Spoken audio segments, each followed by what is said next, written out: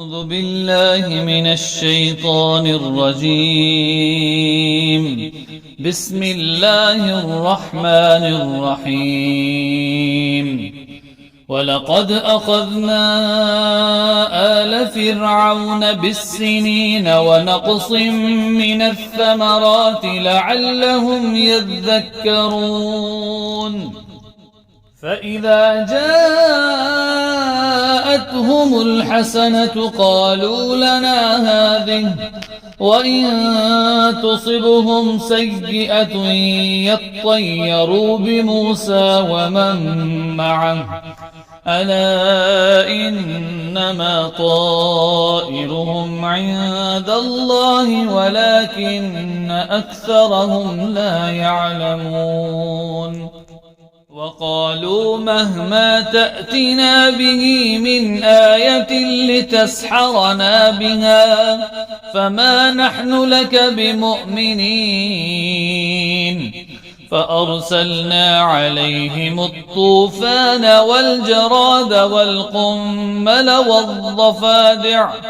والضفادع والدم آيات مفصلات فاستكبروا وكانوا قوما مجرمين.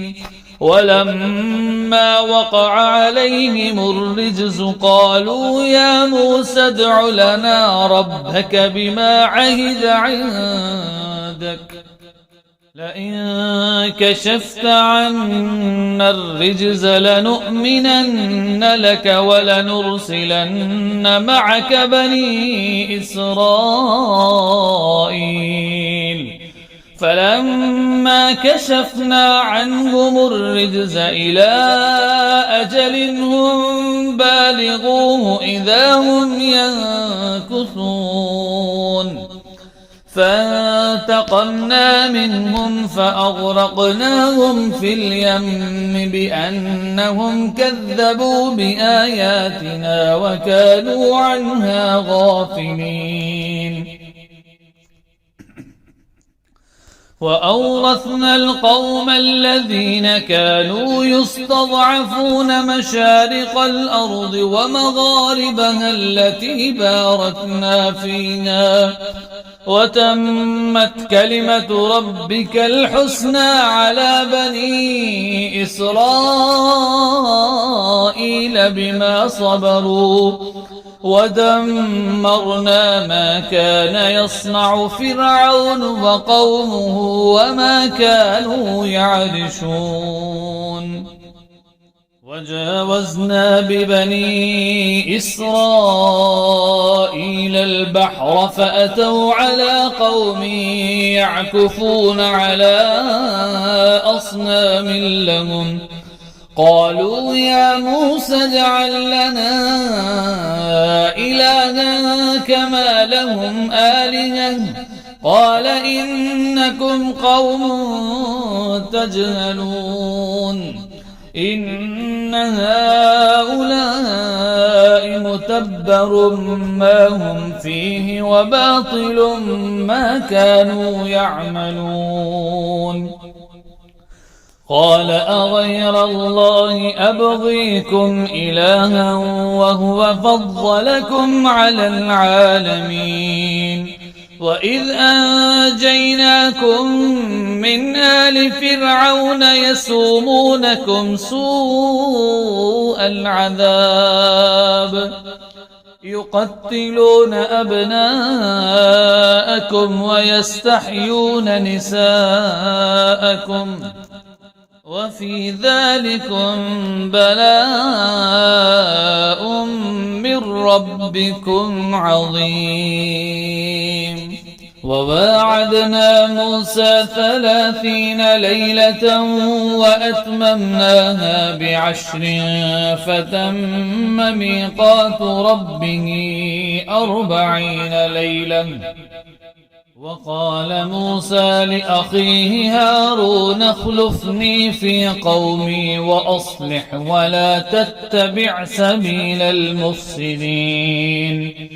ولما جاء موسى لميقاتنا وكلمه ربه وكلمه ربه قال رب أرني أنظر إليك قال لن تراني ولكن انظر إلى الجبل فإن استقر مكانه فسوف تراني فلما تجلى ربه للجبل جعله دكا وخر موسى صعقا فلما أفاق قال سبحانك تبت إليك وأنا أول المؤمنين قال يا موسى إني اصطفيتك على الناس برسالاتي وبكلامي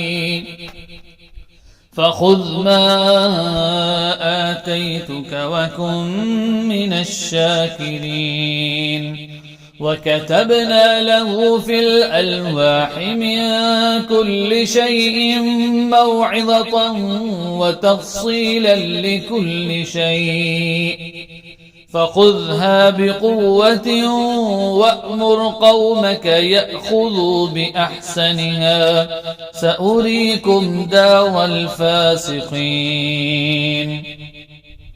سأصرف عن آياتي الذين يتكبرون في الأرض بغير الحق وإن يروا كل آية لا يؤمنوا بها وإن يروا سبيل الرشد لا يتخذوه سبيلا وإن يروا سبيل الغي يتخذوه سبيلا ذلك بأنهم كذبوا بآياتنا وكانوا عنها غافلين والذين كذبوا بآياتنا ولقاء الآخرة حبطت أعمالهم هل يجزون إلا ما كانوا يعملون واتخذ قوم موسى من بعده من حليهم عجلا جسدا له خوار ألم يروا أنه لا يكلمهم ولا يهديهم سبيلا اتخذوه وكانوا ظالمين ولما سقط في أيديهم ورأوا أنهم قد ضلوا قالوا لئن لم يرحمنا ربنا ويغفر لنا لنكونن من الخاسرين ولما رجع موسى إلى قومه غضبان أسفا قال بئس ما خلفتموني من بعدي أعجلتم أمر ربكم وألقى الألواح وأخذ برأس أخيه يجره إليه قال ابن أم إن القوم استضعفوني وكادوا يقتلونني فلا تشمت بي الأعداء ولا تجعلني مع القوم الظالمين قال رب اغفر لي ولأخي وأدخلنا في رحمتك وأنت أرحم الراحمين